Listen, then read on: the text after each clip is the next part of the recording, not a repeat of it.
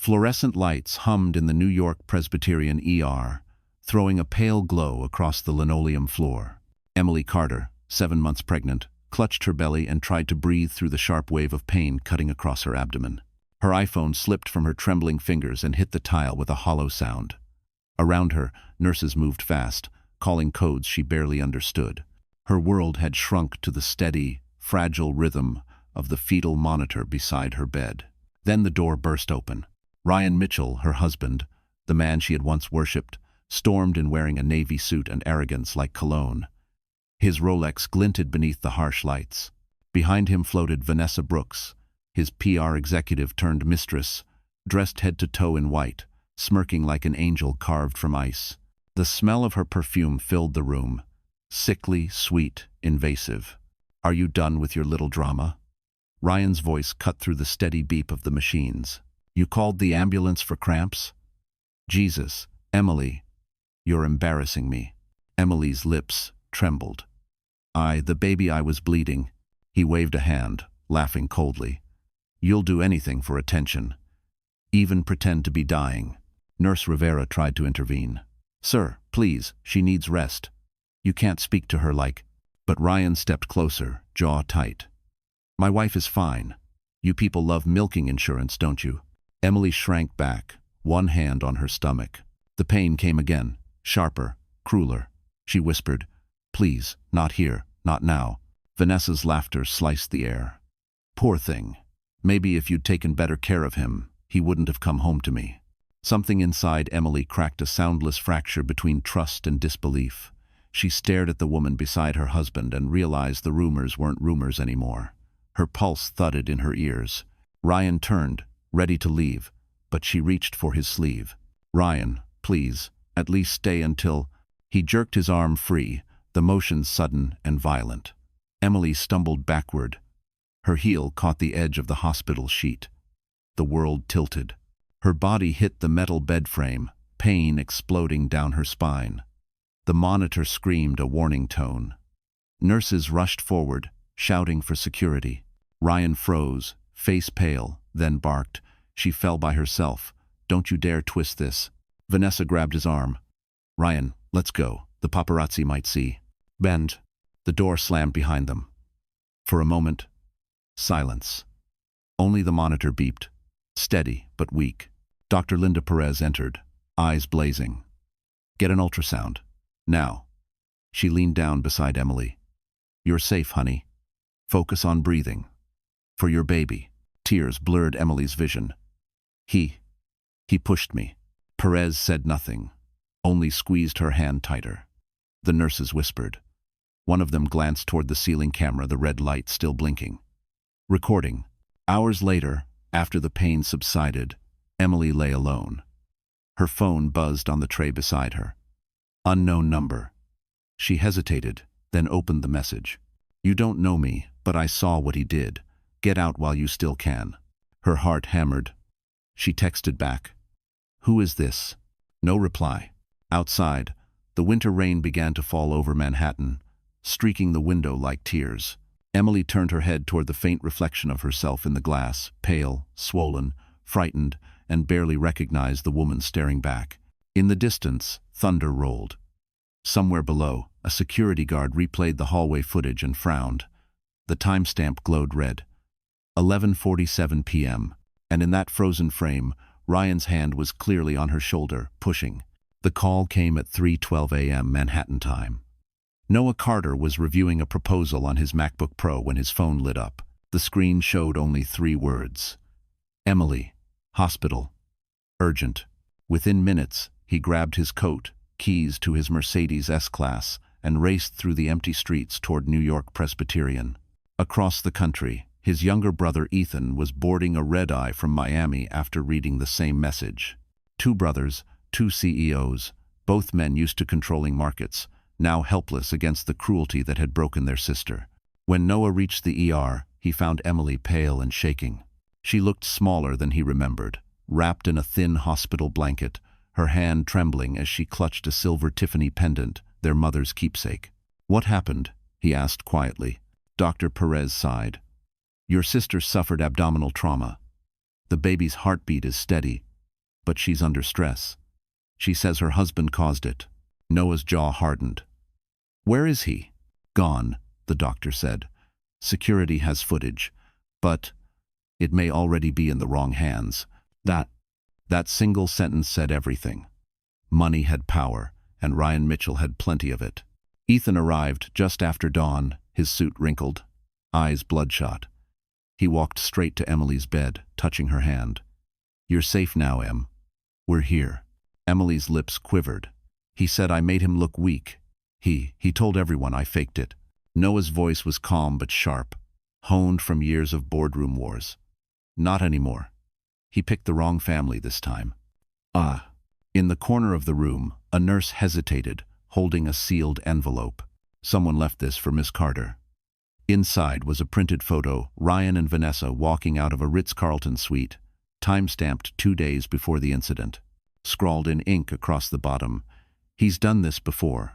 Noah snapped a photo with his iPhone, sending it to Olivia Grant, the Carter family's longtime corporate attorney. "Get a preservation order for the hospital's CCTV and staff testimony," he instructed. Emily closed her eyes. "Please don't make this worse. I just want to disappear." Ethan knelt beside her. "You won't disappear. You'll recover. But first, we protect you." At 7 a.m., in the glass-walled conference room above Park Avenue, Noah's team assembled. Charts flickered across a monitor, hospital policies, legal codes, Ryan's company filings.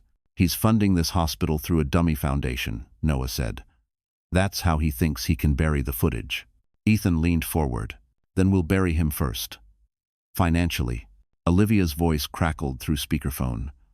"I'll start with a restraining order, but be careful, Ryan's lawyers are predators." As they spoke, an email appeared in Noah's inbox. "Confidential, do not share."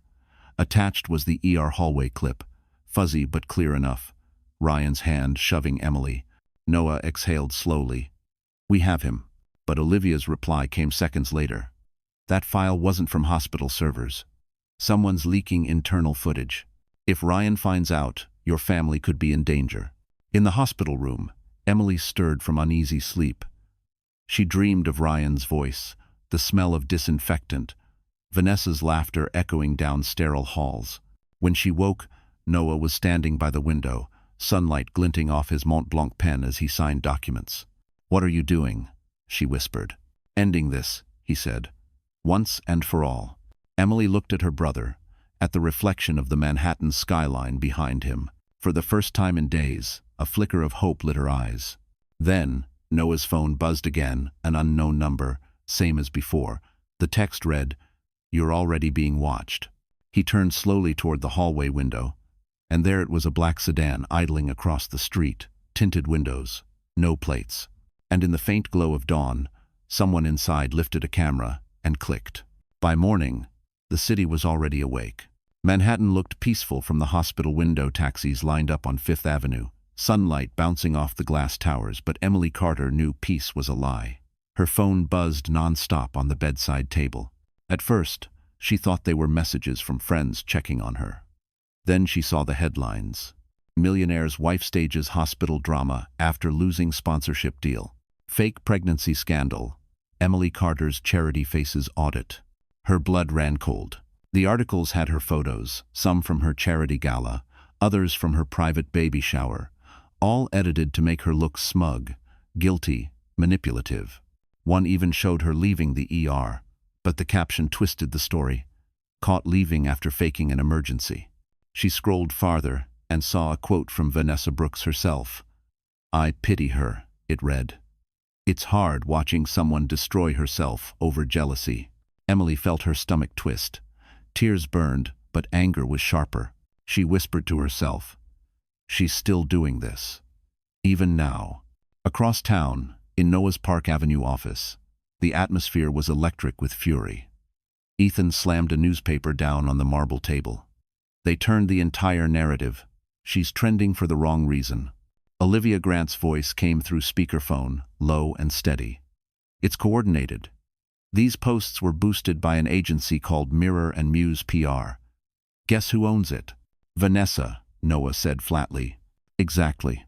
Funded through Ryan's shell company, Olivia replied. But that's not the worst part. The press got hold of medical records, Emily's private information. Ethan cursed under his breath. HIPAA violation. Someone sold it. Noah's eyes darkened. Then we trace it. While they planned, Emily opened her laptop, determined to defend herself. She drafted a statement. I was hospitalized due to pregnancy complications. Any claim that I faked an emergency is false and deeply cruel. She hesitated before posting. Her hands shook, but she hit upload anyway. Within minutes, comments flooded in some supportive, most venomous. Liar. Gold digger. Playing victim for fame. The online world didn't want truth. It wanted blood. She put the laptop aside, her breath uneven. I can't do this, she whispered. Just then, the door opened. Dr. Perez entered, holding a folder. Emily, there's something you should know. A journalist called, asking about your file. Said he was from the Daily Metro. Emily frowned. But I didn't authorize that. Perez lowered her voice. Someone inside leaked your chart. I've already alerted compliance. We'll find out who. Meanwhile, in the lobby downstairs, Noah confronted a hospital administrator. You accepted donations from Ryan Mitchell's foundation, correct? The man swallowed hard. Yes, but Noah interrupted. Then you'll make sure those cameras don't conveniently malfunction again. His tone left no room for argument. Outside, Ethan watched through the glass as paparazzi gathered, cameras flashing. Vanessa arrived in a cream Dior coat, pretending to look distraught, placing lilies on a bench. I only hope she gets the help she needs, she told reporters sweetly. By afternoon, hashtags trended nationwide. Number Emily Carter exposed, number pregnant liar. Inside her hospital room, Emily sat silently, holding her belly. They're killing me without touching me, she said softly. Noah placed a comforting hand on her shoulder. Then we fight differently. No more silence. He opened his MacBook and pulled up Ryan's company filings. Let's start with where his money goes. Every lie leaves a paper trail. Just then, Ethan's phone chimed. A new message. No sender. Only one sentence. She's not the only one he's hurt. Check room 417.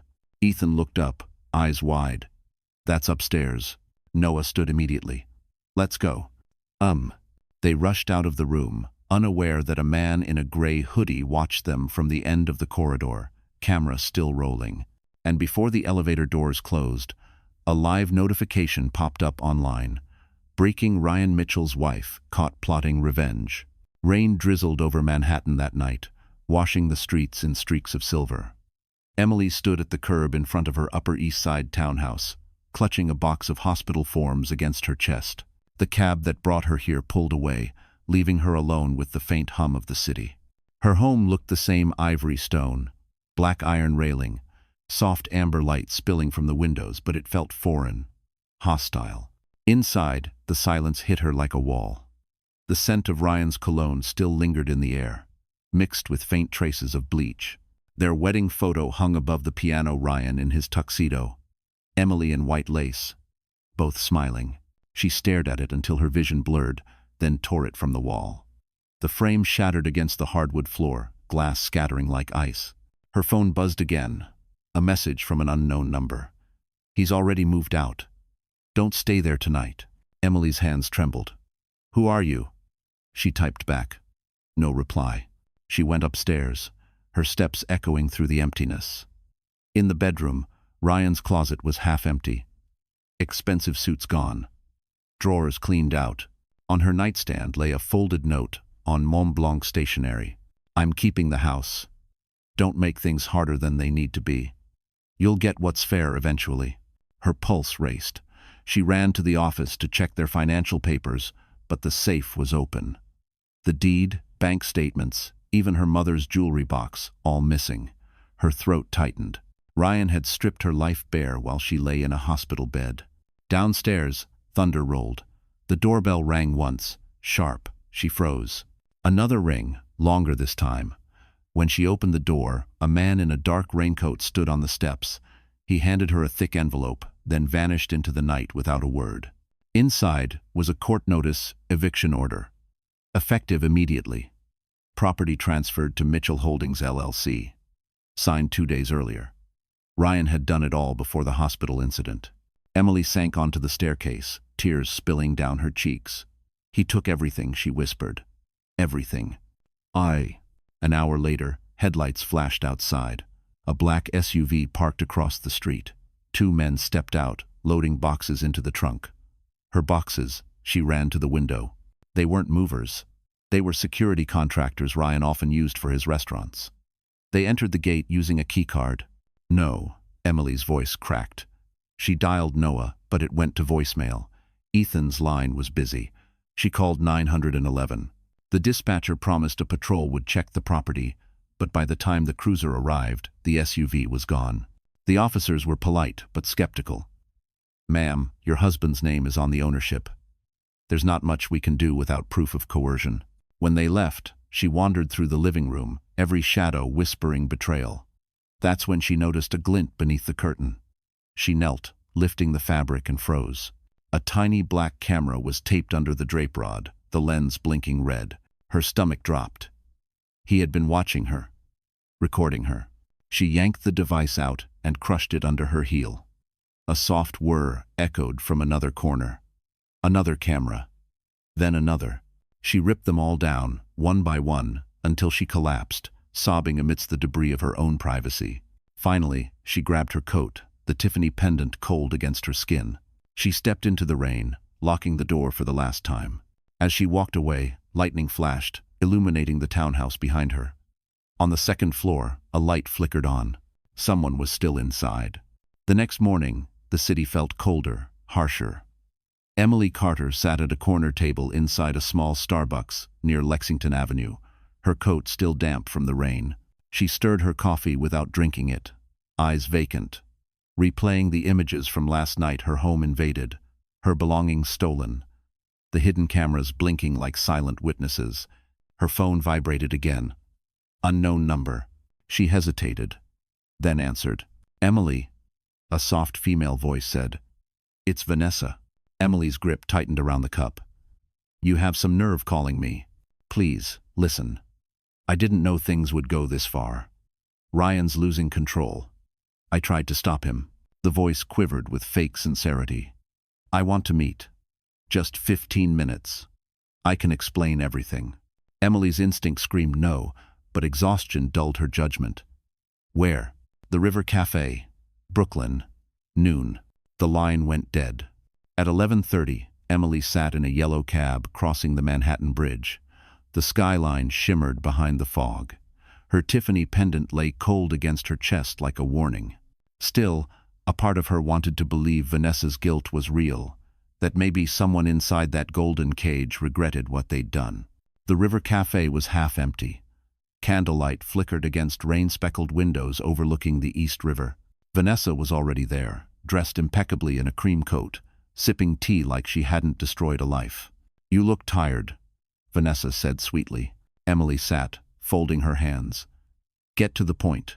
Vanessa sighed. "Ryan's panicking. He thinks you'll go public with the footage. He told his lawyers to prepare a restraining order against you. But if you sign this," she slid an envelope across the table, "he'll back off. You'll get a settlement and peace of mind." Emily stared at the envelope. "You're joking. You expect me to sign another one of his traps?" Vanessa's eyes flicked toward the waiter nearby. "You don't understand. He's dangerous, Emily. He's hired people to follow you. This could protect you." Emily's voice was calm now, too calm. "Protect me? Like how you protected me at the hospital." Vanessa flinched. "I didn't know he'd touch you. Then why are you still sleeping next to him?" For a second, the mask slipped. Vanessa's expression hardened, voice dripping venom. "Because, unlike you, I know how to survive him." She stood to leave, but Emily blocked her path. "Tell me something. Why leak fake medical records? Why do all this?" Vanessa leaned close, whispering. "Because power needs a villain, darling. And you played the role perfectly." Before Emily could respond, a camera flash exploded outside the window. Then another. Paparazzi. Vanessa stepped back, clutching her coat, pretending to look horrified. "Why are they here?" Emily gasped. Vanessa's eyes glimmered with triumph. You should be more careful about public scenes. Within minutes, the internet flooded with new photos. Pregnant wife confronts mistress in public meltdown. Headlines twisted the truth again.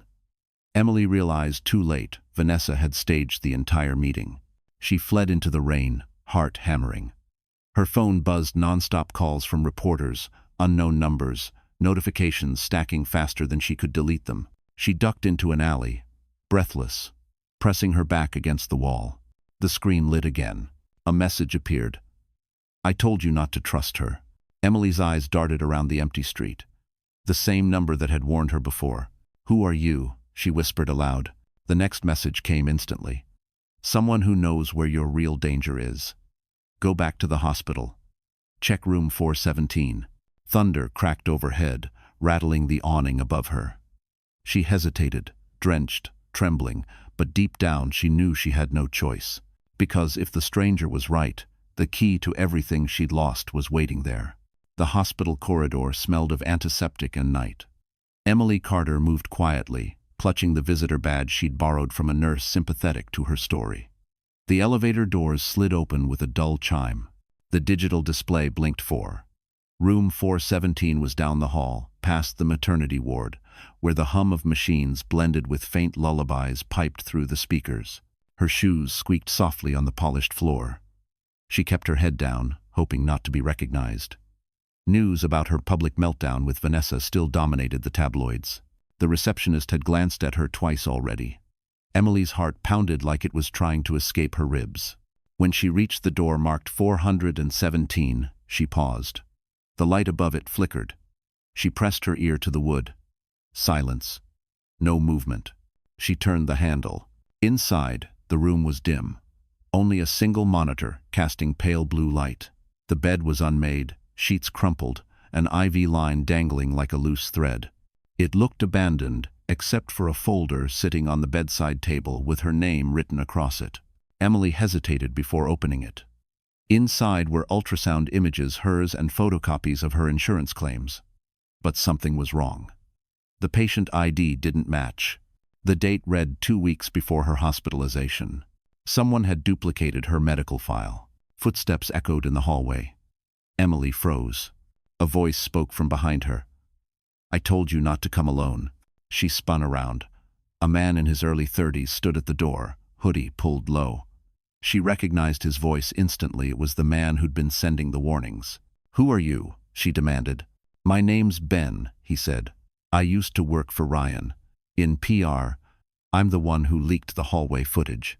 Her pulse spiked. Why are you helping me? Because what he's planning next isn't about your reputation, Ben said quietly. It's about money and control. He forged those medical records to prove you were never pregnant. If he gets them certified, you'll lose every claim to his estate. Emily's knees weakened. He wants to erase my baby's existence? Ben nodded grimly. He already paid a hospital tech to upload these into the system. Once that's done, you're officially a liar. Emily's breath hitched. How do I stop him? You can't. Not legally. Not yet. But there's something bigger. He took out a life insurance policy on you last month. $5 million. He's the sole beneficiary. Her stomach turned cold. Are you saying he's trying to? Ben cut her off. Don't say it here. Rooms like these have eyes. He pointed to the smoke detector above them. A red light blinked faintly. Before she could react, footsteps approached from the hall, 2 sets, heavy and deliberate. Ben grabbed her wrist. We have to go. Now. They slipped into the maintenance stairwell just as voices echoed outside. Check room 417, a man ordered. Emily recognized that tone, Ryan's head of security. They rushed down the stairs, their breaths loud against the concrete walls. When they reached the parking level, Ben stopped beside a row of vending machines. You need to disappear for a few days, he said. Your brothers can't protect you if they don't know who to trust. Emily stared at him, torn between fear and desperation. Why are you risking this? Ben looked away. Because I used to believe in him. Until I saw what he did to the others. Others? He met her eyes. You're not his first. Before she could ask more, a phone buzzed in his pocket. He glanced at the screen, then cursed under his breath. They found me. Who? The same people watching your house. A car engine roared nearby. Headlights flared across the garage. Ben shoved a flash drive into her hand. Everything you need is on this. Don't stop running until you reach someone named Olivia Grant. She's your last safe call. Wait, what about you? He managed a sad smile. I'm already on borrowed time. Then the headlights blinded her. A gunshot cracked through the air. Ben fell. Emily screamed, clutching the flash drive as she ran for the stairwell. Behind her, footsteps thundered, and as she burst into the night, the folder from room 417 slipped from her coat, its last page stamped in red ink. Fake pregnancy file verified. Rain lashed the windows of Ethan Carter's office on Park Avenue. Inside, the air smelled of coffee and stress. Noah sat at the edge of the long mahogany table, scrolling through security footage from the hospital garage. The grainy clip showed Emily running, clutching something in her hands, headlights flashing behind her. Then the frame went dark. "Freeze it there," Noah said. His voice was low, steady, the tone of a man calculating revenge. The image sharpened. They could see a man falling, then Emily vanishing into the stairwell. Noah recognized him immediately. "That's Ben Harris, Ryan's PR manager." Ethan leaned back, rubbing his temples. "The one who leaked the footage?" "Yes. And now he's dead." A heavy silence filled the room. The hum of the city outside felt distant, irrelevant. Olivia Grant entered, dropping a folder on the table. "The police report says accidental discharge security detail gone wrong, but the same company owns the SUV that hit Emily last week. Mitchell Holdings again." Noah's jaw tightened. "Ryan's cleaning house." Ethan stared at the floor, face pale. "This is bigger than we thought." Noah glanced up. "How much bigger?" Ethan hesitated. "Before all this, Ryan approached me about a partnership. Real estate expansion, Hampton's properties. I invested heavily." Noah's head snapped toward him. "You what?" "It was supposed to be clean," Ethan said quickly. "A family-friendly resort chain. But he diverted the funds. When I tried to pull out, he threatened to expose me for insider trading. I didn't tell you because you were afraid," Noah finished, his voice sharp as broken glass. "You let him in our family's financial system. You gave him access to leverage us." Ethan slammed his fist on the table. "I didn't know he'd hurt her." Olivia raised her hand. "Arguing won't fix this. Ryan has motive to erase every connection tying him to those fake records. And Ethan, unfortunately, you're one of them." Ethan's phone buzzed. A text from an unknown number appeared. "Meet me at the flagship restaurant tonight. Bring your laptop. Come alone." Noah leaned over. "He's baiting you." "I can't ignore it," Ethan muttered. "If he leaks those files, I'm finished. And he'll take Emily down with me." Holler. That evening, under the gray Manhattan drizzle, Ethan drove to the flagship, the first restaurant Ryan ever opened, now closed for renovation. The windows were dark, but a faint light glowed inside. He entered cautiously. The smell of stale wine and disinfectant filled the air. On the counter sat a single laptop, open, with a message glowing on the screen. "Plug in your drive." Ethan hesitated, then inserted his USB. Instantly, the screen flashed red. "Data upload in progress." A voice echoed from the shadows. "You still don't understand the game, do you?" Ryan stepped forward, perfectly groomed in a charcoal suit, his smile venomous. "Family loyalty, it's adorable. But you can't win against me." Ethan's pulse spiked. "You forged her medical files, Ryan. You killed Ben." Ryan chuckled. "Ben was sloppy. And your sister? She's not even legally pregnant now. I have the system logs to prove it. She'll be a cautionary tale by morning." "Len." Ethan lunged, but Ryan raised his hand, holding a remote. "I'd think twice. That upload you started, it's your data, not mine. Insider trades, hidden transfers. Once it's live, you'll take the fall. I'll walk away clean." Ethan froze, realization dawning. He'd been trapped. Suddenly, the laptop beeped. A new window appeared. "Remote access initiated." Ryan's grin faltered. "What the?" From the corner of the restaurant, a camera light blinked red. Noah's voice crackled through hidden speakers. "You're not the only one who plans ahead." Ryan turned toward the sound, rage twisting his face.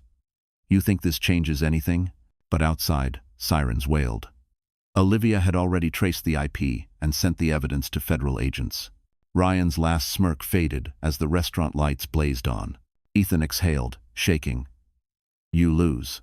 Ryan's cold reply cut through the air. "You have no idea what losing really means."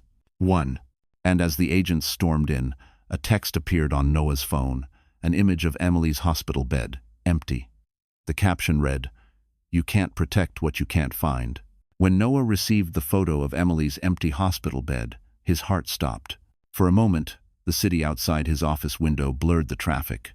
The glowing billboards, the rhythmic chaos of Manhattan, none of it mattered. He called Dr.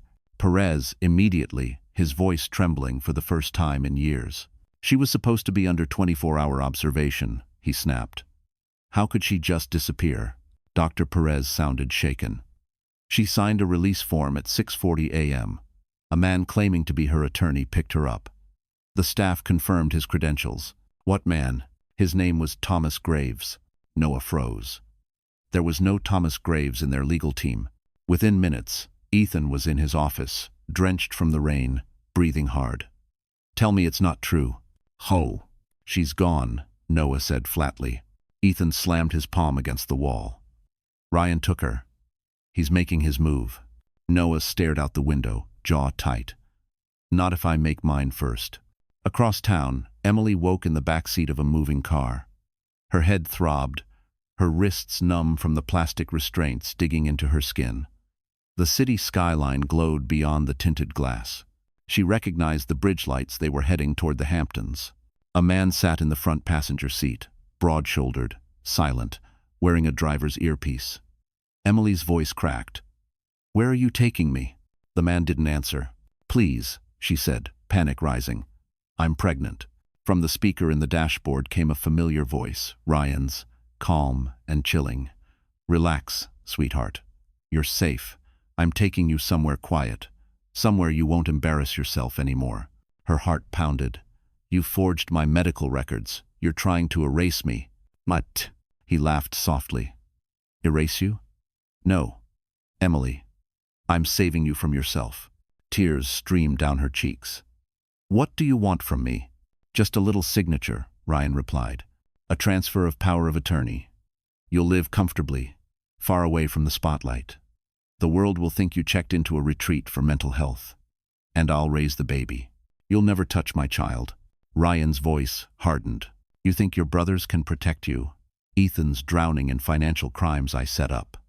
Noah's already under investigation for insider leaks. They'll be too busy saving themselves."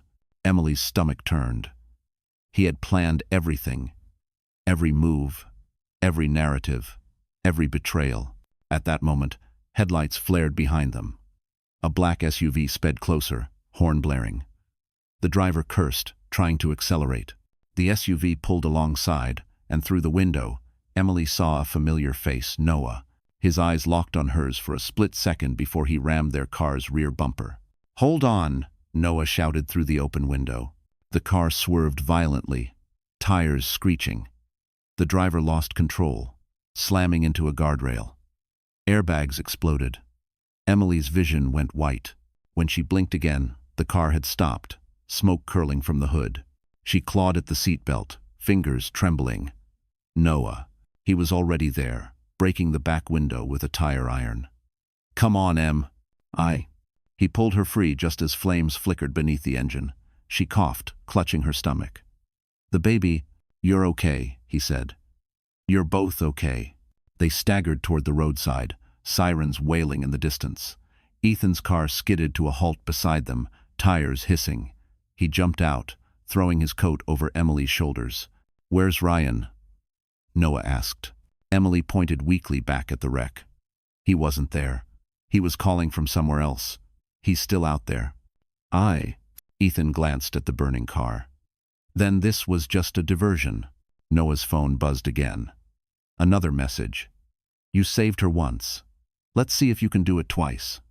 Attached was a live GPS pin the Hamptons estate. Noah looked at his brother. We finish it tonight. Emily grabbed his sleeve, eyes fierce despite the blood on her temple. No, I'm finishing it. And as lightning flashed across the dark horizon, Emily whispered, this time, he won't see me coming. You, San.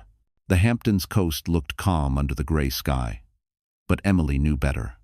Nothing about this story was calm anymore. The ocean waves crashed like a warning against the cliffs as Noah's SUV turned off the main road toward Ryan Mitchell's private estate, a sprawling glass and stone mansion overlooking the Atlantic. It was nearly midnight. The long driveway was lined with flickering security lights and Mercedes sedans parked in perfect symmetry. Inside, the mansion glowed warm and golden, as if nothing terrible had ever happened there. Emily sat in the back seat, one hand resting on her belly, the other clutching the flash drive Ben had died to give her. He's expecting us, she whispered. Noah adjusted his earpiece. Good. Let him. Ethan checked his watch. FBI teams are 30 minutes out. We go in, get what we need, and walk out clean. Understand? But Emily wasn't listening. Her eyes were fixed on the mansion, on the life she had once been part of, now rotten beneath the glitter. I'm not leaving until I end this, she said quietly. The gates opened automatically, triggered by motion sensors. As they stepped inside, Emily's memories collided with the present. Champagne toasts, soft music. Vanessa's laughter echoing down these same marble halls. Now the house felt colder, hollow, like a tomb made of glass. Ryan waited in the main living room, dressed in a tailored black suit, whiskey glass in hand. Behind him, the ocean shimmered beyond the panoramic windows. You made it, he said smoothly. Family reunion? Noah's tone was ice. It's over, Ryan. We've got your transfers, your shell accounts, your fake files. Ryan chuckled. I'm flattered. But tell me, Noah, who do you think the government will believe? The respected businessman? Or the unstable pregnant wife and her desperate brothers? He took a sip of whiskey, eyes glinting. Ben tried that route. How did that end? Emily stepped forward, her voice steady. You killed him. Ryan smirked. I didn't have to. He was careless, just like you. Ethan's phone buzzed a text from Olivia. Hold position. Agents delayed. Do not engage. Ah. Ryan caught the flicker of hesitation and smiled wider. Ah. So you're alone. Good. Then let's finish this privately. He reached for a remote control on the bar counter. A screen descended from the ceiling, flickering to life. It showed a series of documents, signatures, and official seals. Your final humiliation, Emily. The state database now recognizes you as mentally unfit and non-pregnant. Every record rewritten. Every trace of your baby erased. Emily's breath caught. No. You didn't. Oh, I did, Ryan said softly. You're nobody now. Noah lunged, but Ryan pressed another button. Metal shutters slammed down over the doors. The house sealed like a vault. Temper, Ryan sneered. Wouldn't want the baby to get hurt. Then Emily stepped forward, voice calm, too calm. You always underestimate people who love you. That's your weakness. Ryan frowned. What? She pulled the flash drive from her pocket. You didn't erase me. You just triggered the upload. His smirk faltered. Upload? Emily's eyes burned with fire. Ben wired your network before he died. Everything, your offshore accounts, forged medical files, Vanessa's involvement is live right now. It's broadcasting to every financial regulator and journalist in New York. Ryan's composure cracked. He grabbed her wrist, snarling. You stupid.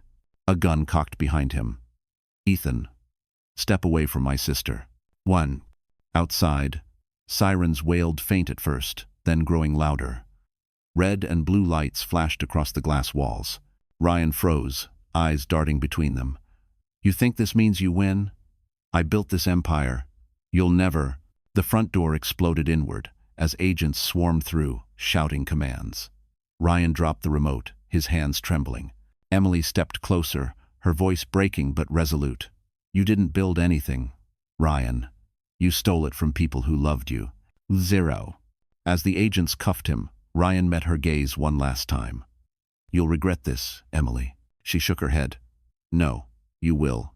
And when they dragged him past the window, Lightning split the sky, illuminating the ocean below, wild and merciless, just like the truth he had tried to bury.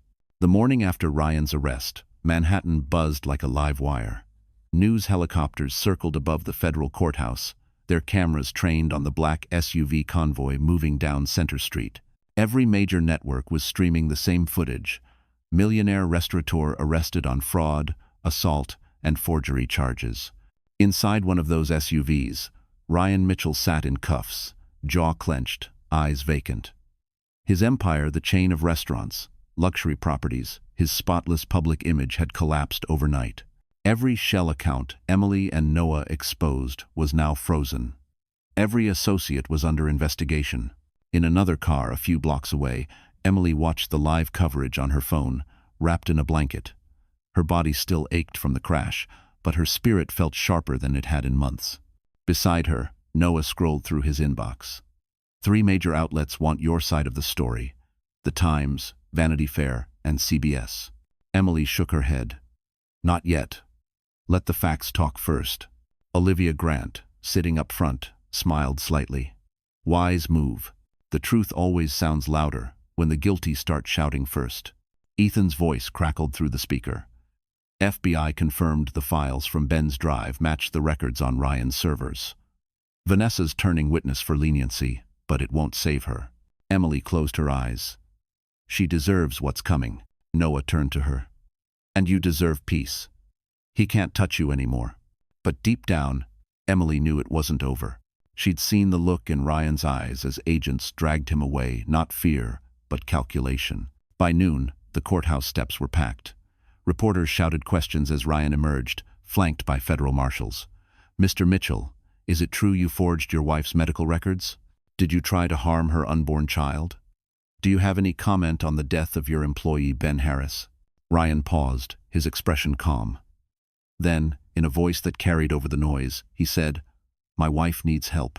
She's been unstable for years. This is a family tragedy, not a crime. Emily's stomach twisted. Watching from the car, she whispered, He's still trying to gaslight the world. Olivia turned back to her. Then we show them what truth really looks like. That evening, the FBI hosted a press briefing. Screens filled with digital evidence transfers, forged signatures, recordings of Ryan instructing Vanessa to bribe doctors. One clip stunned everyone, his voice saying, Make her look crazy. Once they believe that, I can do anything. The reporters went silent. Emily sat at home, the baby kicking gently under her palm as the broadcast ended. Tears blurred her vision, not of sadness, but release. For the first time in months, she exhaled without fear. But just as she reached to turn off the TV, her phone buzzed again. A text. Unknown number. He's not the only one who wanted you gone. Her pulse spiked. Another message followed. Look closer at Ethan's account. No. Her eyes widened. No. She grabbed her laptop, opening her secure banking access. A new transaction blinked on the screen, $250,000 transferred to a consulting firm registered under Ryan's alias. From Ethan's company. She called Noah instantly. You need to check Ethan's finances. Someone's framing him again. Noah cursed. He wired money this morning, said it was to pay legal fees. But if Ryan's using that account, before he could finish, a news alert flashed. Breaking. Ethan Carter, under investigation for money laundering. Emily's world spun. The victory she'd tasted an hour ago evaporated. He's still playing us, she whispered. Noah's voice hardened. Then we end his game completely. Outside, rain began to fall over the city, washing the courthouse steps clean. Ryan was behind bars, but his poison still seeped through the cracks he'd built. Emily stood by the window, hand on her belly. You can twist the world, Ryan, she whispered, but you can't twist the truth forever. Lightning flashed over the skyline, reflected in her eyes fierce, unyielding, ready for the war still ahead.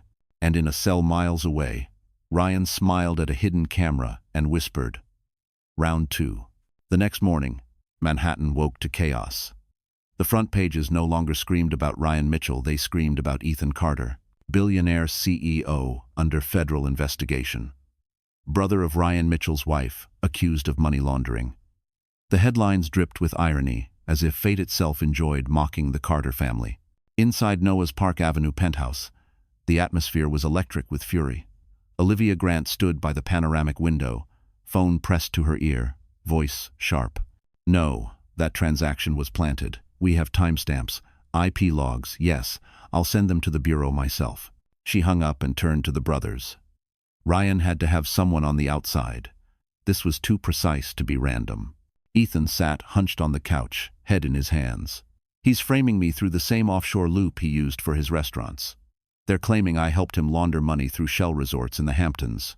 Emily, seated across from him, looked exhausted but fierce.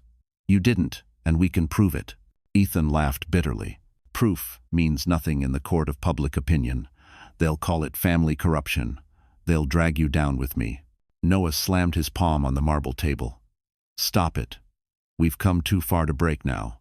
Ryan wants division, we give him unity." Just then, Noah's phone buzzed. A video file, no sender. He tapped it open. The footage showed Ryan in his orange prison uniform, seated in an interrogation room, smirking at the camera. "Tell them," Ryan said to someone off-screen. The camera panned. It was a man in a gray suit, nervous, hands clasped. Ryan leaned closer, speaking directly to the lens. "To my dear wife, I warned you this wouldn't end clean. Did you really think prison could contain me? People like me don't stay locked up. We adapt. We spread." He smiled, slow and serpentine. "And now, my reach is everywhere." The screen went black. Emily's stomach twisted. "He's sending threats from prison?" Olivia nodded grimly. "Through an encrypted channel, meaning someone inside is helping him." Noah exhaled sharply. "Then we find that someone." Later that day, Emily met Olivia at the federal building downtown. They sat across from Agent Keller, the lead investigator who had arrested Ryan. "We've traced the source of the false deposit," Keller said. "It came from an account registered under Mitchell Catering Limited. But here's the twist. The account was created after Ryan's arrest." Olivia frowned. "Meaning someone else is running his network?" "One," Keller nodded. "We're checking known associates. One name keeps popping up, Vanessa Brooks." Emily's blood went cold. "She's still working for him," Keller continued. "We have reason to believe she's operating from Los Angeles, under a new identity. She's leaking these financial records to deflect attention from her own charges." Olivia tapped her pen thoughtfully. "Then we use her greed against her." That evening, in Noah's office, they devised a plan. Emily would stage a live interview with CBS, the one she'd previously declined. She'd publicly address the accusations, challenge Ryan's narrative, and bait Vanessa into responding online. Every digital trace Vanessa made would lead back to her proxy network proof of her involvement. Ethan protested. "You're risking everything. What if she twists your words again?" Emily met his gaze, steady and unflinching. "Then I'll twist them back harder." "Ah." The next day, cameras rolled in a softly lit studio overlooking Central Park. The interviewer began gently, but Emily didn't hold back. "My husband built a world of lies," she said. "Now he's using the same tools to destroy what's left of it. But I have one thing he'll never understand. Family doesn't quit, even when it's bleeding." Within an hour of broadcast, Vanessa took the bait. On social media, she posted, "Some people never stop performing. Watch them burn when the truth drops." Olivia's tech team traced the IP to a villa in Beverly Hills, one bought under an alias funded by Ryan's hidden trust. Noah grinned. "Got you." But even as they celebrated the digital breakthrough, Ethan's phone buzzed again. A single message appeared, sent from an untraceable number. "You should have stayed out of it, little brother." He looked up, face drained of color. "He knows where I am." The lights flickered. Somewhere outside, tires screeched, and before anyone could react, an explosion shattered the night the windows of the Park Avenue penthouse raining glass onto the street below. The explosion tore through the top floors of the Park Avenue tower like thunder made of glass. Flames licked upward, devouring the night sky, while the city below erupted in panic. Sirens wailed from every direction, painting streaks of red and blue across the smoke. Inside, chaos. The blast had ripped through Noah's office, scattering papers like snow. Ethan lay on the floor, coughing through the haze, his ears ringing. Olivia, bleeding from a cut on her forehead, dragged him toward the stairwell. "Noah," she shouted. "Where's Noah?" A muffled voice answered from the corner. Noah, pinned beneath a fallen beam. His face was streaked with soot, but his eyes were sharp. "I'm fine. Get Emily out." "She's not here," Olivia cried, pulling at the debris. The building groaned, a deep mechanical moan as fire chewed through its bones. Noah heaved the beam aside, his muscles trembling. "Ethan, move!" They stumbled down 20 flights of stairs, smoke filling their lungs. Firefighters burst through the lobby, guiding them into the open air. Rain poured now, hissing as it met the heat. Across the street, Emily pushed through the crowd barrier, face pale, hair soaked. "Noah." He caught her in his arms. "You shouldn't be here." I saw it on the news," she cried. "They said it was your office." "It was," he said grimly. "And it wasn't random." By morning, investigators combed through the wreckage. Preliminary reports confirmed what Noah already knew: the explosion was deliberate. A bomb had been placed inside a delivery crate marked "Legal Documents." The sender's name, Graves Consulting. Emily felt her stomach drop. "Thomas Graves, the fake lawyer who took me from the hospital." Olivia nodded. "It's Ryan's alias. He's still orchestrating everything from inside prison." Ethan clenched his fists. "Then the system's compromised. Someone inside the bureau is helping him." Later that day, at the Federal Detention Center, Ryan sat in his cell, calm as a monk. Through the security glass, Agent Keller confronted him. "You tried to kill your wife again. You bombed her family's office." Ryan smiled faintly. "Agent, if I had, would I really be sitting here?" Keller slammed a photo onto the table, the burnt remains of the delivery crate. "We traced the payment to your account." Ryan's eyes flicked to the photo, then back up, unbothered. "Accounts are funny things, aren't they? People love to use mine." Back in Manhattan, Emily sat in her temporary apartment, overlooking the Hudson. The baby kicked gently under her hand. She stared at the skyline, still streaked with smoke, and whispered, "He's not done." Noah entered quietly, his arm bandaged. "We'll rebuild. But first, we take him apart from the inside." Olivia spread new documents across the table. "Vanessa's still active in Beverly Hills. If she's managing his network, she's the key. We use her to pull the plug." Ethan scoffed. "After she just blew us up?" Olivia met his gaze. "Which is why she won't expect us to come knocking." "No." That night, under flickering streetlights, the Carters made a pact. They would dismantle Ryan's empire piece by piece. No more waiting for justice, they'd become it. Emily looked at her brothers. "He thinks we're broken. Let's show him what broken really means."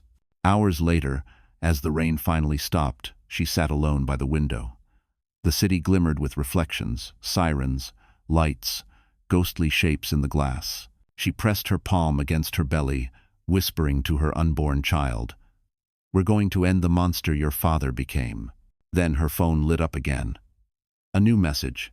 "You can't destroy what you still love." No signature. Just a photo, her wedding ring, lying in the ashes of Noah's office.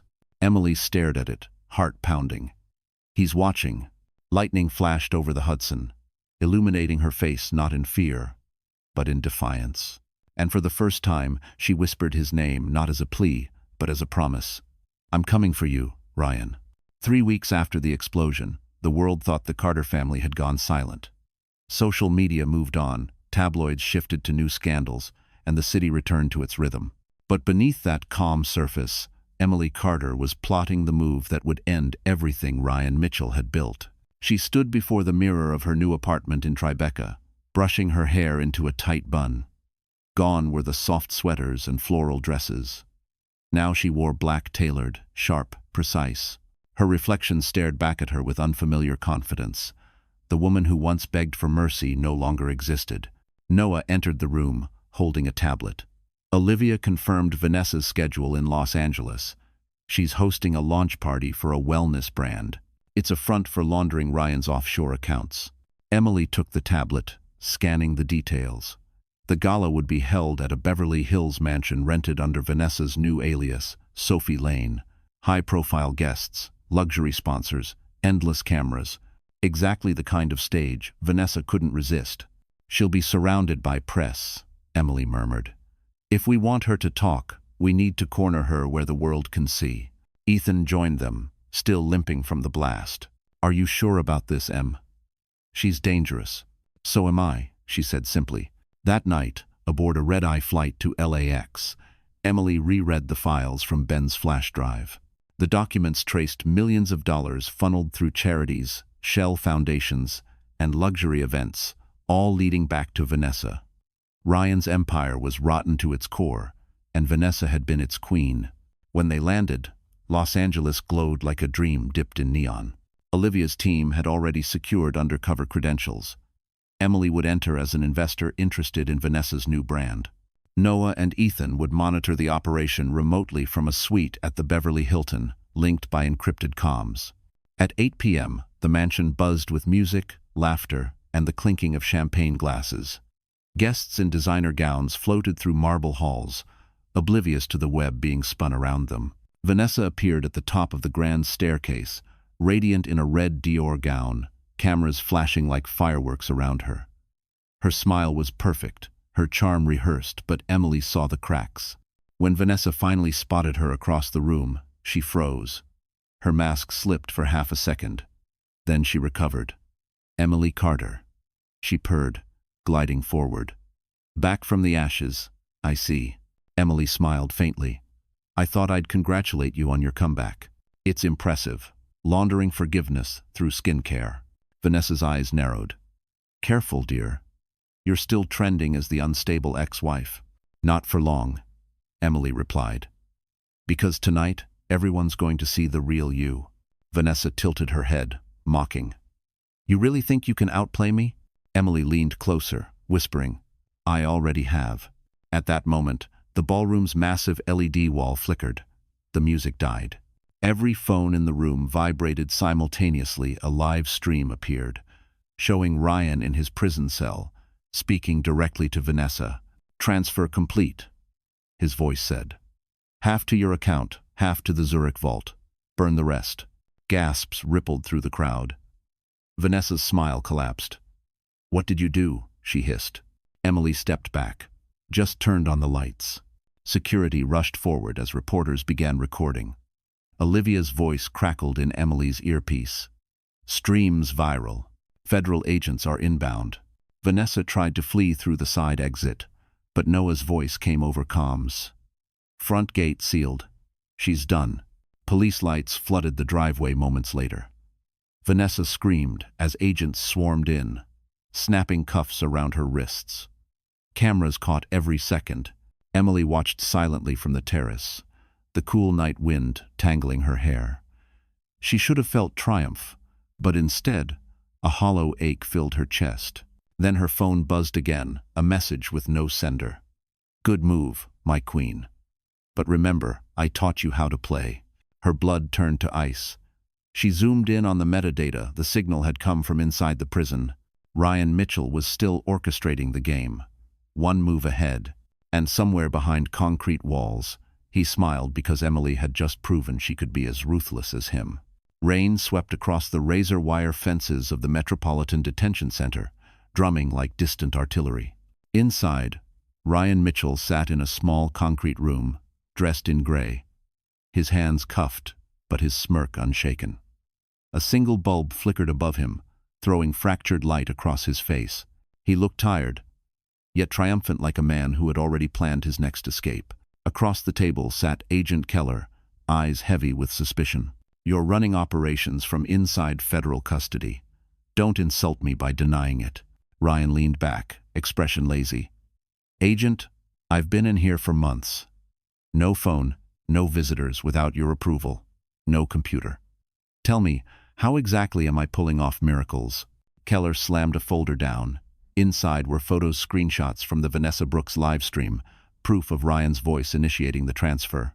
"You don't need a phone when half this prison owes you favors." Ryan's smile widened. "Careful, Keller.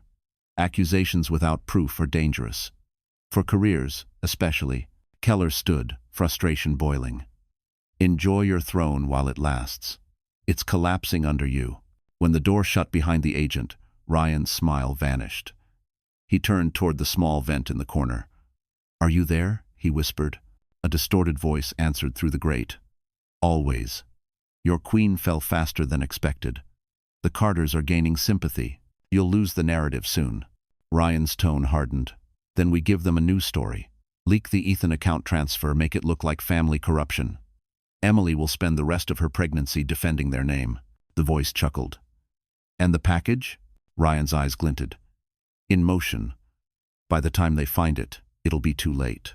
Outside, the storm intensified, rattling the windows.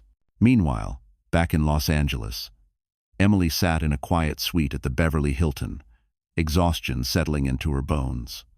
Vanessa's arrest dominated every news feed. Par, mogul exposed in millionaire laundering scheme. But victory felt hollow. Olivia entered with a tablet in hand.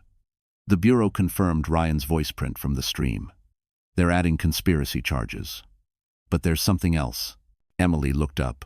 "What?" Olivia hesitated. "Someone on the inside is helping him, a tech contractor. He's been smuggling encrypted drives out through food shipments." Emily's heart thudded. "What's he sending?" "Blueprints," Olivia said softly. "Not financial. Personal. He's documenting every move we make: surveillance, medical updates, even security footage from your building." Noah, standing near the window, turned sharply. "That's impossible. We scrubbed all access." Olivia shook her head. "He's using biometric keys. Someone close to the family is compromised." Ethan muttered. "Then who the hell do we trust?" Emily stood, staring out at the rain-soaked city. "No one. Not anymore." That night, as the family discussed strategy, Emily slipped into the bedroom to check her messages. Among the dozens of press inquiries, one email stood out: no subject line, no sender. She clicked it. A video loaded. It showed the nursery she'd been building back in New York: soft gray walls, a crib, toys neatly arranged. The camera panned slowly, then stopped at the crib. Inside lay a note written in Ryan's unmistakable handwriting: "Home is where the heart breaks." Emily's hand flew to her mouth. He's been there. Seconds later, a second video auto-played grainy footage from inside the prison. Ryan sat on his bunk, staring directly into the lens, as if speaking to her through time and distance. "You think you can outfight me, Emily? You're learning. But remember, you can't win by becoming me." Bleh. Tears stung her eyes, anger burning beneath. "Watch me," she whispered. She forwarded the email to Olivia with one line: "Trace it." Minutes later, Olivia called back, her voice tense. Signals bouncing from multiple servers, but the last ping came from Manhattan, your old townhouse. Emily froze. "That house is sealed." "Not anymore," Olivia said. "Someone reopened it this morning." "Hi." Lightning flashed across the Los Angeles skyline, throwing Emily's reflection against the glass, fierce, vengeful, unrecognizable. She turned to Noah and Ethan. "Pack your things. We're going home." Because if Ryan wanted a final war, she was bringing it straight to his doorstep. The plane touched down at JFK just before dawn, the sky bruised purple with early light. Emily Carter stepped onto the tarmac, the chill cutting through her coat. Behind her, Noah and Ethan followed silently, each lost in thought. Manhattan shimmered in the distance, beautiful and cold, like a city that had forgotten her. Their convoy moved quietly through the near-empty streets until they reached East 73rd Street. The townhouse stood waiting, a monument of marble and shadow. The same house where Ryan had once kissed her goodnight, where he had installed cameras to watch her every breath. Now the curtains fluttered in the upstairs window. Someone had been inside. Noah turned to the FBI tech team waiting by the van. "Thermal scan." One agent nodded, aiming a handheld device toward the building. "One heat source. First floor, rear study." Emily's pulse quickened. "That's his office." Ethan pulled a Glock from his holster. "I'll go in first." She shook her head. "No. This started with me. It ends with me." Before they could stop her, Emily stepped forward. The gate creaked open beneath her hand. She crossed the courtyard slowly, her boots crunching over gravel.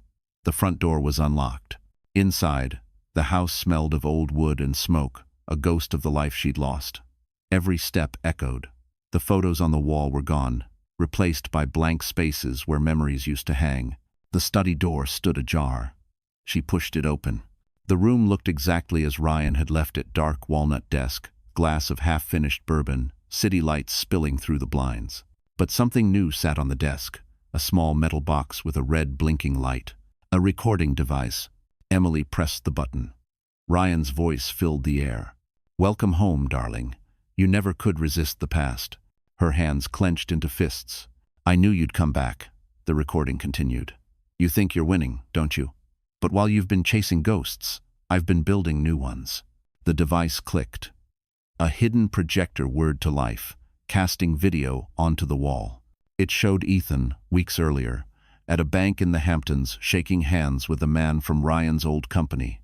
The footage looked damning. Noah and Ethan burst into the room behind her. "What the hell is that?" Noah demanded. Emily pointed. "He wants us to turn on each other." Ethan's face went pale. "That meeting wasn't what it looks like. He's twisting it again." Noah cursed, grabbing the projector and smashing it to the floor. "He's still in our heads, even from prison." "How?" Suddenly, the basement alarm beeped. "Motion detected." The agents outside radioed in. "Movement in the lower level. Possible intruder." Emily's blood ran cold. That's where his private server used to be. They moved as a unit, descending the narrow staircase. The air grew colder, heavier. In the dim basement light, rows of old filing cabinets stood like sentinels. One drawer was open inside. A single hard drive glowed with a green light. Ethan picked it up carefully. "It's broadcasting." "One." Noah frowned. "To where?" Before Olivia could respond over comms, the drive's light blinked red. "Get down," Noah shouted. A deafening boom rocked the basement, hurling them backward. Dust and smoke filled the air. The explosion wasn't massive, just enough to destroy the hardware. When the ringing in her ears subsided, Emily coughed, voice hoarse. "He's wiping everything." Upstairs, flames licked along the staircase. Agents rushed in, pulling them out as the house began to collapse. Outside, rain mingled with ash. Emily stood trembling as fire consumed the last piece of her old life. An agent approached, handing Noah a recovered scrap of paper found near the wreckage. Scrawled in Ryan's handwriting, "Every king burns his castle before the enemy can claim it." Emily stared at the flames. "Then he's not a king anymore." She turned away, eyes fierce in the firelight. "He's a fugitive in his own story." La. And as the townhouse crumbled behind her, Emily vowed the next time she saw Ryan Mitchell, he wouldn't be standing. 3 days after the townhouse burned, the investigation intensified. The FBI confirmed what Emily already suspected: the fire wasn't meant to kill anyone. It was meant to destroy the last server that could directly tie Ryan Mitchell to the offshore accounts. Every physical copy of his crimes was gone, but digital ghosts lingered. Noah paced the temporary command center inside a secure federal facility in Midtown. Screens filled the walls, glowing with lines of code and frozen video stills from the wreckage. "He's not erasing everything," he said. "He's transferring. Whoever's helping him inside the prison is moving the data to a remote node." Ethan stood beside him, bruised and exhausted. "So he's keeping it for leverage." Olivia tapped on her tablet. "Or insurance. If we can't prove the files were real, the court can't uphold the fraud charges. Ryan could walk in 6 months." Emily, sitting quietly in the corner, spoke for the first time. "Not if we beat him at his own game." They turned toward her. The firelight from the screens reflected in her eyes not the frightened victim she once was, but someone colder, more precise. "I want access to his communication logs," she continued. "Every coded message, every encrypted file he's sent since his arrest." "Ah," Olivia frowned. "That's restricted to law enforcement." "Then get me in as a consultant," Emily said. "You said yourself, I know his language better than anyone." Noah nodded. "She's right. Ryan built his empire on psychological codes, half logic, half manipulation. If anyone can read between his lines, it's her." By nightfall, Emily sat inside the bureau's cyber room, facing a wall of monitors displaying Ryan's emails. Each message was filled with corporate jargon, seemingly harmless, but as she scrolled, her instincts flared. "Stop," she said, pointing at one email labeled, Menu revision. That's not restaurant data. Menu was his word for cash flow, ingredients for accounts. He's listing his new safe houses. Olivia leaned closer. Coordinates embedded in the metadata. Clever. Emily zoomed in, decoding the numbers. Long Island, D.C., and... She paused. West Virginia. A mining town. Noah's brow furrowed. Mining?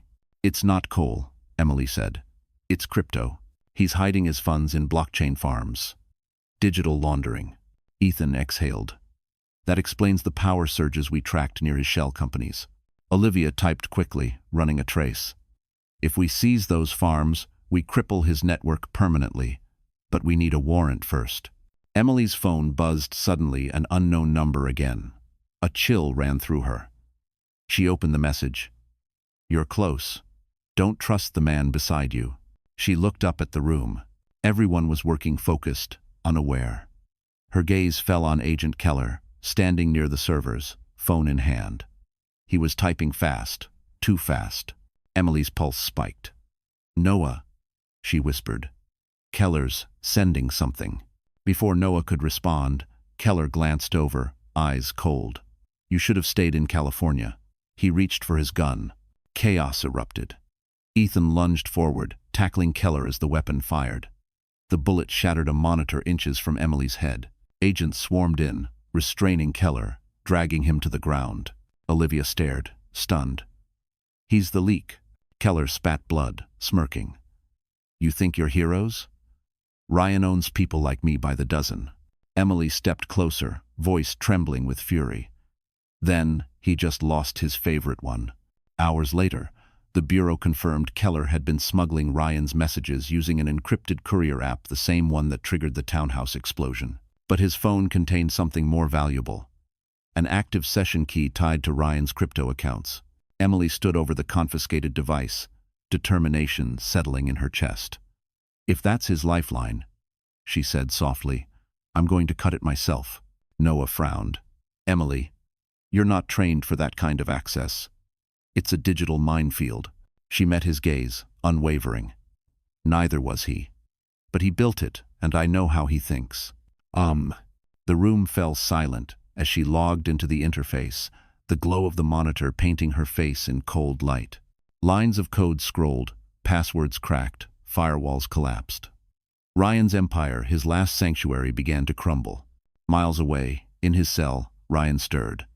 The lights flickered. His smirk faded as he whispered, She found me. And for the first time, the king of manipulation realized he'd underestimated his queen. Thunder rolled over Manhattan as night swallowed the skyline.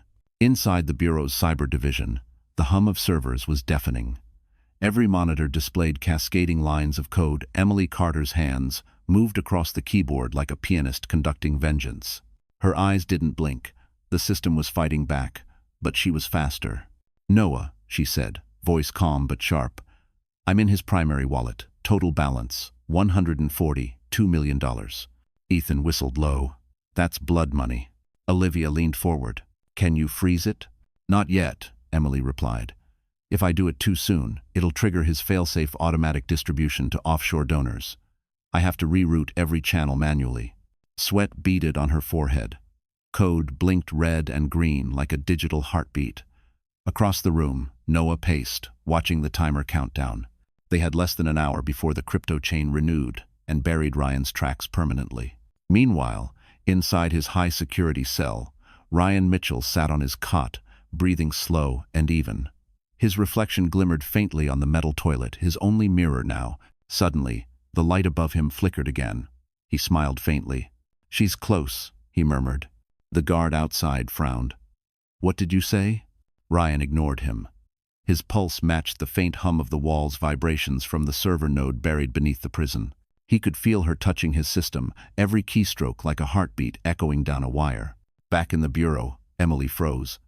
He knows, she said. He's inside the same node. He's watching me. How? Noah demanded. Olivia checked the console. He embedded a live feedback loop in his encryption. He's using his own defense system to communicate. Every time you override a block, he sees your location. Emily swallowed hard. Then let him see. I want him to know who's ending him. Oh. Ethan looked alarmed. Emily, if he redirects power, he could fry the servers. You'd lose everything. Her voice went flat. He won't risk it. His ego won't let him. Lightning flashed through the windows. The storm outside mirrored the chaos on-screen data storms, flashing warnings, alarms.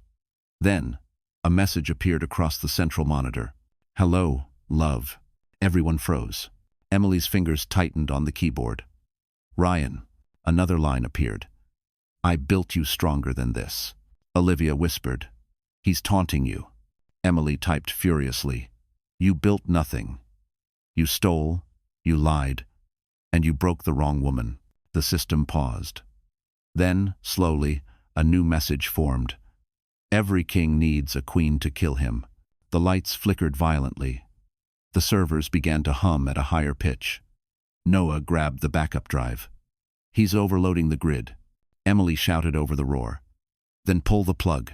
Ethan hesitated. If we cut power now, we lose the trace.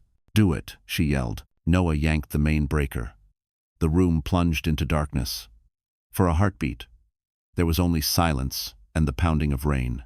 Then the emergency lights flickered on. The screens rebooted, and one message blinked in the center. Transfer complete. Emily's heart dropped. No, no. I had him. Olivia's hands flew across the console. Wait. Look at the timestamp. The funds didn't go to a foreign account. Noah leaned in. Then where? Olivia turned the monitor. The location pulsed on a map, Federal Seizure Account, U.S. Treasury. Ethan blinked. She didn't just freeze it. She donated it. Emily exhaled, trembling. His empire funds the victims now. Every last cent. Olivia smiled slowly. You turned his greed into restitution. That's poetic. But the celebration ended as another alert chimed a breach signal from the prison. Emily's blood ran cold. What breach? Noah read the data feed. Inmate transport. He's gone. What? Ethan shouted. Olivia's voice shook. Ryan Mitchell escaped 20 minutes ago, during the blackout. Emily stood motionless, heart pounding, staring at the rain beyond the glass. Her victory had come at a cost. She'd taken his power, but freed his body. And somewhere in the storm, the man she once called husband was already hunting for her. The storm didn't stop for 3 days. New York drowned in thunder and power outages while headlines screamed, Ryan Mitchell escapes federal custody. News anchors speculated. Politicians demanded answers, and the public devoured every new rumor. But for Emily Carter, the noise didn't matter. She knew him better than anyone. Ryan wouldn't vanish into chaos, he would use it. She stood by the floor-to-ceiling windows of Noah's penthouse safe house, staring down at the flashing sirens below. Her reflection looked fragile, almost ghost-like, but her eyes were steel. He's not running, she said softly. He's circling. Noah turned from his laptop. Circling what? Me. Olivia, seated nearby with a phone pressed to her ear, covered the receiver. FBI teams are sweeping every airport, train station, private dock. He won't get far. Emily shook her head. You don't understand. Ryan doesn't run from power. He runs toward it. He'll come back to Manhattan to the only thing he can't let go of. Ethan frowned. You? The story, she corrected. He needs the world to see his ending. That's his disease control. Olivia ended the call, eyes narrowing. If that's true, then he'll make it theatrical. Emily nodded. Exactly why we use that against him. Noah crossed his arms. What are you planning? She turned from the window, the lightning flashing behind her like a halo. I'm giving him what he wants, a final act. By nightfall, Emily appeared live on CBS Evening News, sitting across from anchor Dana Lowe. Her tone was calm, deliberate, every word measured. My husband believes he's untouchable. He's wrong. The money he built his empire on is now funding women's shelters and hospitals. I didn't destroy him, I repurposed him. Dana leaned forward. And if he's watching tonight? Emily didn't hesitate. Then I hope he remembers what he taught me. Never start a game you can't finish. Across the city, in an abandoned penthouse near the river, Ryan Mitchell watched the broadcast on a cracked television. His beard had grown rough, his eyes sunken but still burning with intelligence. The camera light from the TV flickered across his face as he whispered, "You always did love a spotlight, Em." He turned to the man beside him, a correctional officer, still wearing a blood-stained uniform. "You sure the tracker's in place?" The man nodded nervously. "She's wearing a bureau-issued security band. It pings every 30 seconds. Ryan smiled. "Good. Now we know exactly where to end the show." Back at the safe house, Noah monitored the live feed analytics. 500,000 viewers already. "You just hijacked the news cycle." Emily exhaled slowly. "Good. Now he can find me." Ethan looked uneasy. "Your bait. I'm control," she said simply. For the first time. Hours passed. Midnight blanketed the city. The safe house lights dimmed as the backup generator hummed. Emily sat alone in the living room, watching the rain blur the skyline. Somewhere out there, he was moving closer. She could feel it, the air itself seemed to hold its breath.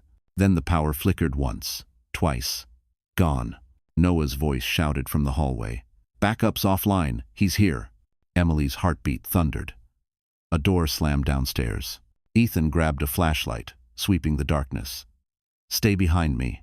A faint laugh echoed through the walls, Ryan's voice, smooth, taunting. "You really thought you could trap me, sweetheart?" Glass shattered. A figure darted through the shadows, fast and deliberate. Ethan lunged, but Ryan struck first, sending him sprawling. Noah fired a warning shot, the bullet sparking off marble. Ryan's voice was everywhere. "You wanted your ending? Here it is." Emily reached for the side table. Her fingers brushing the emergency remote. Olivia had left the trigger for the panic alarm linked to every law enforcement channel in Manhattan. She pressed it. The room exploded with light as flood lamps activated, blinding Ryan. For the first time, she saw his face clearly, older, desperate, feral. Emily met his eyes. "You don't get to write the ending, Ryan." He laughed once, low and hollow. "Then let's see whose truth survives the night." And as sirens wailed in the distance, husband and wife faced each other across the ruins of everything they'd built, one final storm between them. The safe house trembled with the sound of sirens outside. Red and blue lights flashed through the shattered windows, painting the room in chaos. Rain poured through the broken glass, sizzling on the burning edge of a toppled lamp. Emily stood face to face with Ryan, both of them soaked, both breathing like predators cornered in the same cage. "Drop it, Ryan," Noah shouted, gun trained on him. Ryan only smiled, his eyes wild. "You think they'll shoot me? In front of her? They need a villain, not a corpse." He turned his gaze to Emily. "They'll make documentaries about us, sweetheart. About how you tried to kill your husband, steal his fortune." "You forged my life," she interrupted, voice shaking but firm. "You turned love into leverage." Ryan took a slow step forward, his hands half raised. "Love was never leverage. It was ownership. You just couldn't handle belonging to me." Emily's stomach twisted. Every word dripped with the poison that had once charmed her. "You don't own anyone," she said. "Not anymore." "How?" He laughed, low and sharp. "You think stealing my money changes what you are? You're still a product of me. The world only listens because you were my wife." Noah moved closer. "That's enough." Ryan's hand darted to his pocket. Noah fired once. The bullet hit Ryan's shoulder. He stumbled, but didn't fall. Instead, he laughed, blood staining his gray prison shirt. "Always the hero, brother," he hissed. "But you can't protect her from what's coming." "Stay down," Noah barked. Ryan's eyes shifted to Emily again. "You really think I escaped just to kill you?" "No, Em. I came to show you something." He reached into his jacket slowly, pulling out a small flash drive, slick with rain. "Everything you think you destroyed, every file, every record, it's still alive. My empire isn't built on money. It's built on stories. And you just became mine." Emily's pulse thundered. "You're bluffing." "Am I?" he sneered. "You turned my crimes into charity. Noble, right? But the money trail, the encrypted backups, they all trace back to you. Your IP, your login credentials. You're the thief now." Olivia's voice crackled through the comms from outside. "Emily, the FBI just got an anonymous data leak. It looks like—" "Stop," Emily whispered. "It's him." Ryan grinned. "They'll come for me, sure. But when they're done, They'll come for you, too. A perfect ending. The saint turned sinner. Emily's hand shook, but her voice didn't. You think I didn't plan for this? She stepped closer, eyes locked on his. You built a system of control. But I learned it. I rewrote it. He frowned, just slightly. She held up her wrist, the security band blinking red. This isn't a tracker, it's a transmitter. Every word you've said tonight is live streaming to every federal network in the country. Ryan's smirk faltered. You wouldn't. I already did. Outside, agents stormed the perimeter. Floodlights lit the room like daylight. Noah pulled Emily behind him as Ryan staggered backward, realization dawning too late. Voices shouted, "Federal agents! Drop your weapon." Ryan's eyes met Emily's one last time. There was no rage left, just exhaustion. You never loved me, he said softly. Tears blurred her vision. I did. That's what makes this real. He hesitated, almost smiling. Then finished the story. He raised the flash drive like a weapon, an empty gesture, but before he could speak again, a sniper's shot cracked through the storm. Ryan fell. The room went still except for the hum of rain and the slow, fading rhythm of Emily's heartbeat. She sank to her knees beside him. The flash drive rolled from his hand, spinning once before settling against her shoe. Noah knelt beside her, voice rough. It's over. Emily stared at the device, the last fragment of Ryan Mitchell's kingdom, and whispered, No. It's just the truth's turn now. And as dawn broke through the shattered glass, the empire of lies finally drowned beneath the weight of its own story. Sunlight crept through the shattered windows, slicing gold across the room where it had all ended. The storm was gone. The sirens, too. Only the faint smell of rain and gunpowder lingered in the air. Emily Carter sat on the marble floor, her hands resting on her knees, her eyes fixed on the flash drive that had rolled from Ryan's hand hours earlier. It was small, ordinary, almost harmless, and yet it held the last heartbeat of his empire. Noah approached quietly, his arm bandaged, voice low. They're taking him to the morgue. Emily didn't answer. She stared at the bloodstain darkening the tile. He said I'd become him, she murmured, that if I fought back long enough, I'd turn into what I hated. Noah crouched beside her. You didn't become him, Em. You ended him.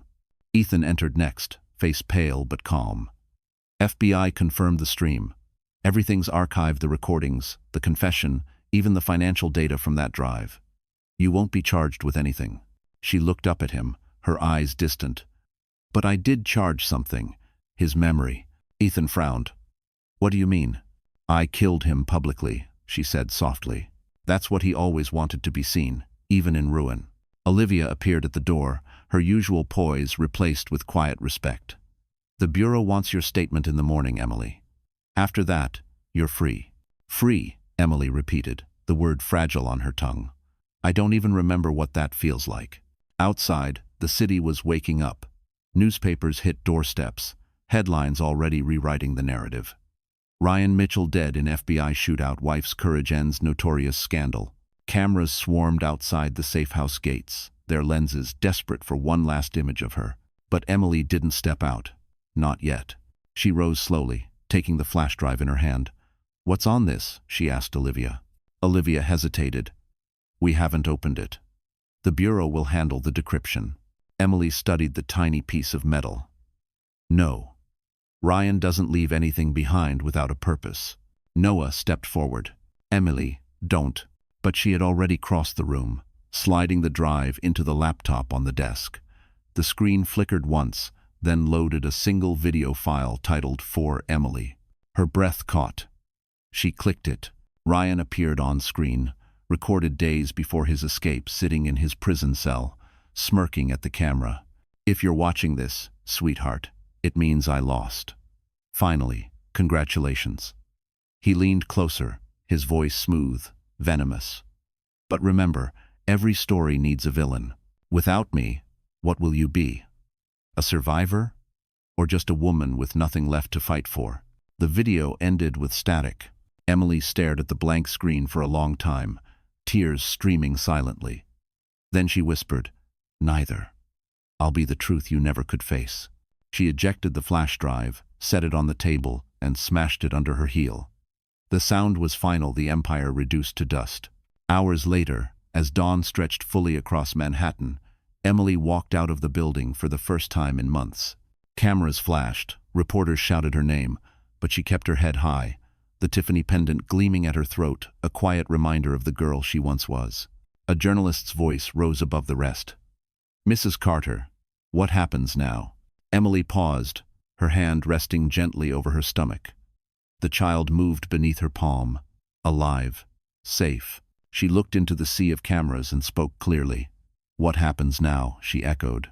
"Now, I rebuild not as a wife, not as a victim, but as someone who finally understands that peace doesn't come from revenge. It comes from ending the noise." The crowd fell silent. She turned and walked toward the waiting car where Noah and Ethan stood, their faces proud but weary. Olivia followed close behind, phone already ringing with new offers, new beginnings. As the car pulled away, Emily watched the skyline blur into light, the same city that had broken her now shimmering like it was offering forgiveness. For the first time, she smiled, because Ryan Mitchell was gone, and Emily Carter was finally free. So, that's how the story ends. And if you're still here right now, listening, it means something in this journey has touched your heart, maybe because you've been broken once, or maybe because you know what it feels like to rise again. Emily's story isn't just about betrayal or revenge. It's about finding strength in the middle of the storm, about turning pain into power and darkness into light. The Stoics used to say, "You have power over your mind, not outside events. Realize this, and you will find strength." That's what Emily did. She stopped letting her past define her and chose peace over chaos. And maybe that's what we all need, not to win every battle, but to understand that healing isn't weakness, it's wisdom. Like Marcus Aurelius wrote, "The obstacle is the way. Every heartbreak, every loss, can become the path toward becoming someone stronger, freer, and kinder." So if this story moved you even a little, let's keep walking that path together. Hit like, share this story with someone who needs hope tonight. And don't forget to subscribe, because sometimes the next story might just heal you a little more.